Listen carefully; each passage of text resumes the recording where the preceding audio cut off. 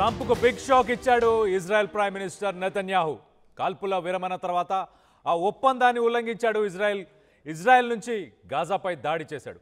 గాజాపై Israel భారీ బాంబులతో దాడి చేసినట్టు తెలుస్తుంది. ఇటు హమాస్ తన సైన్యంపై దాడి చేస్తుందని చెప్పేసి ఇజ్రాయెల్ దాడి చేసిందని చెప్పేసి హమాస్ కూడా చెప్పుకొచ్చింది. ఇజ్రాయెల్ ముందు దాడి చేస్తుందంటూ హమాస్ కామెంట్ చేస్తుంది. ఇటు ఆర్మీ అధికారులతో నెతన్యాహు అత్యవసర సమావేశం కూడా అయినట్టు తెలుస్తుంది. హమాస్కి సంబంధించిన రాఫా అనే ప్రాంతంలో ఈ దాడులు జరిగాయి. హమాస్కి సంబంధించిన వ్యక్తులు ఇజ్రాయెల్ డిఫెన్స్ ఫోర్సెస్ని టార్గెట్ చేస్తూ ముందుగా దాడులు చేశారు కాబట్టి మేము ప్రతి దాడులు చేస్తున్నామని చెప్పేసి ఇజ్రాయెల్ డిఫెన్స్ ఫోర్సెస్ ఐడిఎఫ్ అయితే ప్రస్తుతానికి చెప్పుకుంటూ వచ్చింది.